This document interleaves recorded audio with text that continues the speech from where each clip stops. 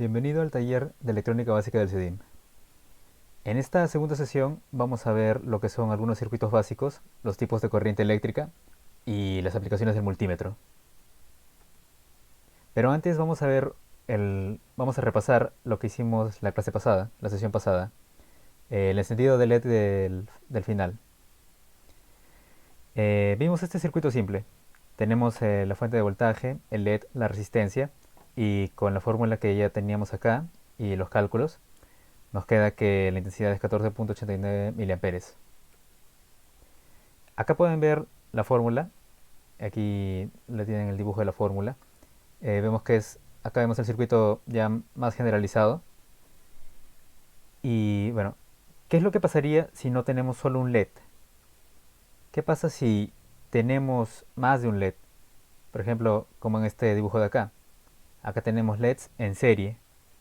La fórmula a aplicar sería la misma, claro, pero el voltaje de la fuente se queda igual, la resistencia también se queda igual, la intensidad es de todo este circuito también igual, pero el voltaje del LED, el VL que ven aquí, pasaría a tomar otro valor, el valor de la suma de los voltajes de cada LED, ya que acá estamos asumiendo que cada LED es diferente. Si cada LED es diferente, tienen diferentes voltajes y el voltaje ¿cómo decirlo? El voltaje equivalente de todos esos LEDs sería su suma. Y aplican la fórmula y ya tendrían o la resistencia o la intensidad o el voltaje de la fuente. Ahora, esta es otra forma de conectar los LEDs al circuito en paralelo. Vamos a asumir que todos los LEDs aquí tienen el mismo voltaje. Si todos los LEDs tienen el mismo voltaje, la intensidad de corriente se distribuye regularmente en cada uno de ellos. Se distribuye igual. En este caso, lo que vamos a sumar en sí son las intensidades de corriente. Esto nos da como una intensidad de corriente equivalente a todo este circuito y eso es lo que se reemplaza en la fórmula. Estaríamos aplicando la ley de Kirchhoff, que ahorita la veremos, pero esto es lo que cambiaría en la fórmula en sí para aplicar. Otra vez, les voy a recordar que estamos asumiendo que todos estos LEDs son del mismo tipo, o sea, tienen el mismo voltaje. Ahora, eh, como otra vez les dije, solo esto se aplica cuando tenemos los tres LEDs iguales. Y si no son iguales no es muy recomendado hacerlo, ya que las intensidades de corriente se van a distribuir diferentemente y no todos los LEDs van a prenderse. No queremos eso, queremos que todos los LEDs se prendan. Otra vez, aquí tenemos la primera ley de Kirchhoff, que es la suma de las intensidades entrantes en un nodo es igual a la suma de las intensidades que salen del mismo nodo, como pueden ver en la imagen. Ahora, veremos este circuito en Proteus. Utilizamos una sola resistencia, como ya habíamos visto en el dibujo anterior. Y acá tenemos tres LEDs de distintos colores. Como se darán cuenta, utilizando una sola resistencia para los tres LEDs, no vemos que por ejemplo el LED amarillo se está prendiendo, pero el LED verde y el LED azul no llegan a prenderse del todo. Es más, ni se prenden, casi ni se prenden. Y vemos que las intensidades corrientes son diferentes. Es por eso que se recomendaba poner así, por cada LED una resistencia, porque cada LED va a tener diferente voltaje. Entonces, si cada LED tiene diferente voltaje, va a necesitar de una distinta resistencia para poder prenderse. Por eso se recomienda usar una resistencia por cada LED. Y aquí otra vez vemos la primera ley de Kirchhoff. Si se dan cuenta, la corriente que pasa por aquí, por este nudo, es igual a la suma de estas corrientes de aquí, que salen del mismo nudo.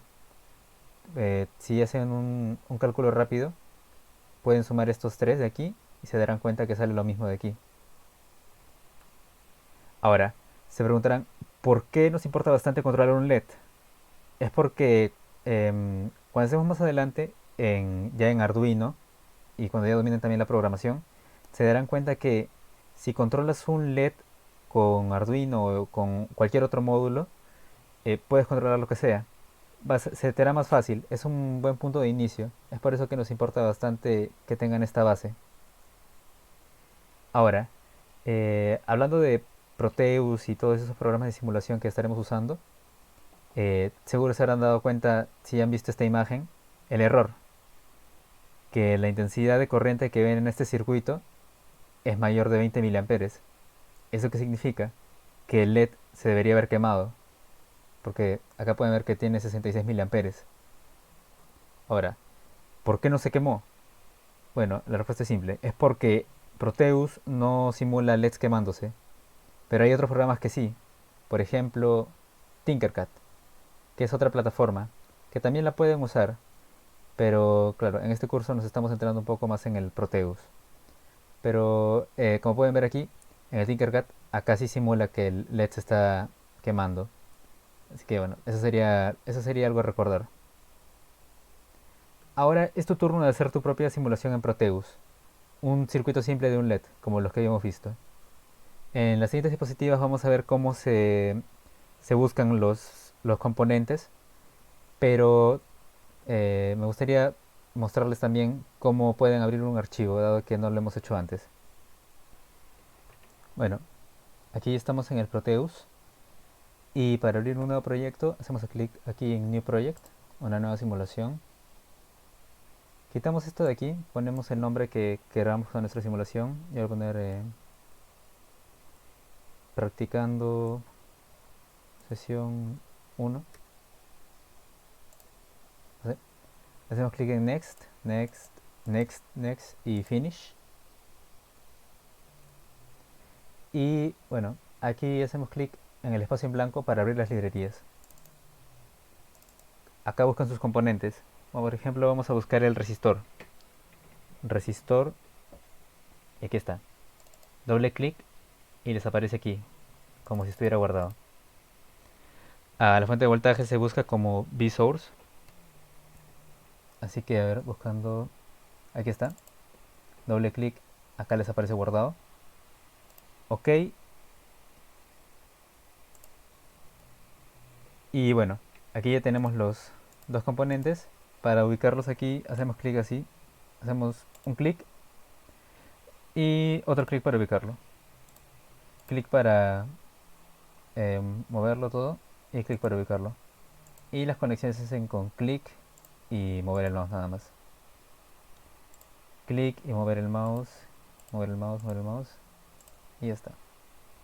Bueno, eso quería hacerlo para enseñarles más o menos cómo ubicar los componentes y todo ello. Es más intuitivo que nada. Y ya la tarea para ustedes es lo que vamos a ver a continuación, que es para que enciendan el LED nada más. Ok, volviendo a la sesión acá. El resistor, ya les dije cómo buscarlo, como resistor. No se molesten en buscar el valor de cada resistor porque eso lo pueden cambiar ahí nomás en el circuito. Hacen doble clic en el valor y se cambia nomás. La fuente de voltaje se busca como V-Source, como ya les había comentado. El LED se busca también como LED y acá les van a salir de distintos colores. El que más quieran, el que más les guste, el que más les convenga. Aquí ya tenemos el circuito armado y para cambiar los valores le harían clic aquí en los números y le sale un menú para cambiar los valores y le ponen el valor que ustedes deseen. Una vez que acaben su circuito, si todo está bien, si no hay algún error en el circuito, hacen clic aquí en el botón que parece el botón de play y la simulación empezará, si es que no hay errores. Bueno, ahora pasaremos a ver otro tipo de componentes, los potenciómetros. Es una resistencia variable que tiene un mínimo valor que es de 0 y un máximo valor que es dependiendo del tipo de potenciómetro. Aquí tenemos la simbología. En Europa se ve así, la simbología europea y la simbología de USA, Estados Unidos. Acá tenemos los potenciómetros en físico. Como pueden ver, como ya les había dicho, cada uno tiene un valor máximo y se puede ver su valor en el mismo potenciómetro. Este es de 10K, este es de 1K y este es de... Esto se lee como 10 por 10 a la cuarta, o sea 100K. Acá vemos a los potenciómetros. Como pueden ver, tienen una perilla. La perilla se gira y en el interior como que se divide. divide el material resistivo en dos partes. Tiene tres terminales. El terminal A tendría una resistencia, que sería toda la resistencia de aquí dividida entre A y el terminal B. Y pasa lo mismo con el C. Tendría lo que queda de la resistencia dividida entre C y B. Más o menos se representa de esta manera. Tenemos el terminal A, el terminal B y el terminal C. Si la perilla gira de cierta manera, se divide, supongamos en 3K. Y si el potenciómetro es de 10K, lo que queda iría para la resistencia entre los otros dos terminales. Supongamos que también giramos la perilla de otra manera y entre A y B hay un K. Entre B y C habría lo que queda, 9K, si es que es el mismo de 10K que tenemos. Ahora veremos los tipos de corriente, que tenemos dos. La corriente continua y la corriente alterna. Comenzaremos con la corriente continua, que es la más breve. El voltaje no cambia a través del tiempo. El voltaje es constante, como pueden ver en la gráfica. Eso es casi todo lo que tenemos que decir de la corriente continua. Y la corriente alterna, que es lo contrario a la corriente continua. Aquí el voltaje sí cambia con respecto al tiempo. Y lo que nos va a importar de la corriente alterna es que tiene el valor de la raíz cuadrada media, o el valor RMS, por sus siglas en inglés. El valor RMS sería igual al valor pico o el valor máximo entre la raíz de 2, que es equivalente a decir el valor pico por 0,707. Como pueden ver en el gráfico, aquí el valor pico es A y el valor RMS es 0,707A. Otra cosa que nos interesa de la corriente alterna es que cuando vemos que el voltaje y la intensidad de corriente se ven de esta manera, se dice que están en fase. Por ejemplo, si es que tienen este tipo de gráfica, como pueden ver aquí, supongamos que esta sea la gráfica del voltaje y esta sea la gráfica de la intensidad de corriente. Adentro del seno están igual, pero afuera tienen diferentes valores y esto solo cambiaría en su valor pico en sí, en la amplitud que tengan las ondas o las funciones sinusoidales. A diferencia de cuando están en fase, cuando están en desfase se ven de esta manera. Este tipo de corriente alterna es más difícil de estudiar, no como las otras que vimos que están en fase, que son más fáciles. Acá en este caso se utilizarían los números complejos para poder estudiar o para resolver problemas de este tipo de corrientes. Y en resumen, podríamos decir que la corriente alterna es una corriente de voltaje e intensidad que tienen forma sinusoidal y son periódicas. Ahora por último veremos las herramientas de medida, o para ser más exactos, el multímetro, ya que este contiene las cuatro que nos importan: el voltímetro, el amperímetro, el ohmímetro y la continuidad. Primero veremos el voltímetro. Sirve para medir el voltaje, ya sea continuo o alterno. Para utilizar el voltímetro se conecta en paralelo a lo que se quiere medir, como vemos aquí. Vemos que aquí está conectado por un lado, por el otro lado está en paralelo. Ahora, ¿cómo sabemos qué escala usar?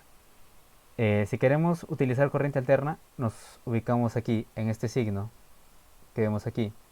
Aquí tenemos todas las escalas que queremos para la corriente alterna. Si queremos corriente continua, nos ubicamos en este signo. Aquí tenemos todas las escalas para la corriente continua. Ahora, por ejemplo, quiero medir 9 voltios de corriente continua. Debo buscar la escala más cercana y mayor, en este caso sería 20. Pero si no sé qué escala usar, empiezo desde el más grande y voy bajando hasta tener el valor que deseo. Existen multímetros que son automáticos que no necesitan escalas, así que esos serían más sencillos de usar. Pero estos son los más simples que tenemos o que van a ver en cualquier tienda o en cualquier lugar que puedan comprar. El cable rojo se coloca donde dice positivo, donde dice V y es el lado positivo. Y el cable negro se utiliza donde dice COM y es el lado negativo. Ahora veremos el amperímetro. Sirve para medir la intensidad de corriente, ya sea continua o alterno. Y a diferencia del voltímetro, el amperímetro se conecta en serie a lo que se quiera medir. Es como si la corriente estuviera pasando por adentro del amperímetro. Ahora, ¿cómo sé qué tipo de escala usar? Análogamente a lo que hicimos con el voltímetro, nos ubicamos, si queremos corriente alterna, nos ubicaríamos aquí, en este signo, en los valores que da este signo. Si queremos corriente continua, nos ubicamos aquí, en el A, con estos valores. Ahora, supongamos que quiero medir 20 miliamperes, y aquí tenemos las escalas, ¿no? De 2 miliamperes, 200 miliamperes y 20. Entonces nos ubicamos en la escala que es más cercana y mayor, que en este caso sería 200 miliamperes. Pero si no sabemos qué escala usar otra vez, nos vamos desde el más grande y vamos bajando hasta tener el valor que deseamos. El cable rojo se ubica en A o en MA. Y el cable negro se conecta en COM y es el lado negativo. Existe el puerto miliampere, el que utilizamos para medir a lo mucho máximo 200 miliamperes. Y el otro puerto mide como máximo 20 amperes, pero debes tener cuidado porque a lo mucho puede estar conectado 10 segundos. Ahora pasaremos a ver el ohmímetro. Sirve para medir la resistencia. Para usar el ohmímetro se conecta paralelo al resistor, como recuerdan el voltaje, el voltímetro, también que se conecta paralelo a lo que queremos medir. Acá es casi lo mismo, solo que con paralelo a un resistor. Otra vez, análogamente, ¿cómo sabemos qué tipo de escala usar? Nos ubicamos en la escala que sería la escala más cercana y mayor. En este caso, si queremos medir 220, nos ubicaríamos en 2K, ya que es la escala más cercana y la escala mayor al valor que queremos medir. Y si no sabemos cuál usar, como dijimos, nos vamos desde el más grande y vamos bajando, bajando, bajando hasta que tenemos el valor. El cable rojo se conecta donde dice V y es el lado positivo, y el cable negro donde dice COM y es el lado negativo. Bueno, no importa el lado positivo o negativo, pero los resistores no tienen polaridad. Pero se recomienda colocarlo de esta manera, el cable negro en el negativo y el rojo aquí en el positivo, porque para que agarren esa costumbre, ya que en los otros sí van a ser importantes la polaridad. Ahora tenemos la continuidad. Tiene dos funciones principales: saber si un cable es un conductor y también prender un LED. Lo conectamos de esta manera. Por ejemplo, si tienen un cable, solo lo ponen en los extremos nada más. ¿Cómo lo usamos? La perilla lo giramos hasta este signo de aquí, este símbolo de aquí.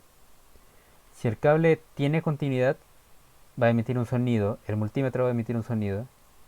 Y si, por ejemplo, ponen los dos cables del multímetro y lo conectan al conductor que quieren ver y no suena, de repente tiene una falla interna o una fractura interna, de repente no es conductor del todo o, como digo, tiene un problema. El circuito que quieran ver si tiene continuidad no tiene que estar conectado a ninguna fuente de voltaje, ninguna fuente de poder, ninguna batería. Y claro, si lo conectas también a un LED, como lo estás conectando a los cables, el LED se va a prender, si es que no está quemado. El cable rojo se coloca donde dice V otra vez y el cable negro dice COM. Los cables no tienen polaridad, así que no importa mucho, pero otra vez se recomienda ponerlo en el cable negro, en el negativo, aquí en el COM, para que se acostumbren, ya que en los otros se va a importar. Pero para prender un LED, ahí sí va a importar la polaridad, ya que los LEDs, como ya habíamos dicho, tienen polaridad. Y ahora, ¿cómo usamos estos componentes, estas herramientas de medidas en Proteus? Acá hay un símbolo que pueden ver. En la simulación que ya hemos visto, si se habrán dado cuenta, acá hay un símbolo que nos manda las herramientas de medida. Aquí vemos el voltímetro, el amperímetro, voltímetro, amperímetro. La diferencia es que ese está en corriente continua y ese está en corriente alterna. DC de corriente continua hace corriente alterna, y esta es la manera en la que se representa en los circuitos. Acá tenemos ya conectadas las herramientas de medida. como dijimos antes, el amperímetro se conecta en serie, como si estuviera pasando la corriente por dentro del amperímetro. Y el voltímetro se conecta en paralelo a lo que se quiere medir. En este caso estaríamos midiendo el voltaje que pasa por aquí, el voltaje entre el LED.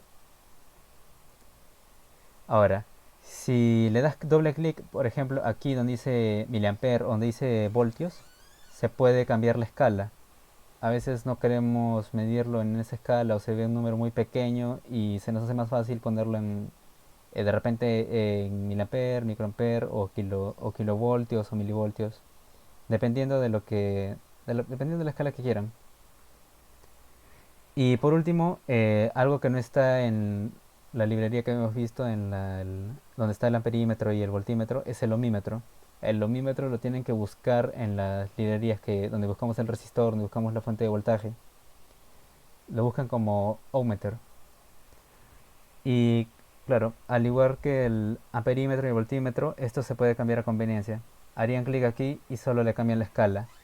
Y como habíamos dicho antes, se conecta paralelo a una resistencia. Aquí, claro, lo hemos conectado paralelo a un circuito de resistencias aquí, que si recuerdan como hay resistencia equivalente, se darán cuenta que sí cumple, ya que es 10 sería 5 y 10 más 5 sería 15 kiloohmios de resistencia. Estaría en lo correcto. Otra vez, el ohmímetro se conecta en paralelo a una resistencia. Y bueno, eso sería todo por esta sesión. Nos vemos en la siguiente. Muchas gracias.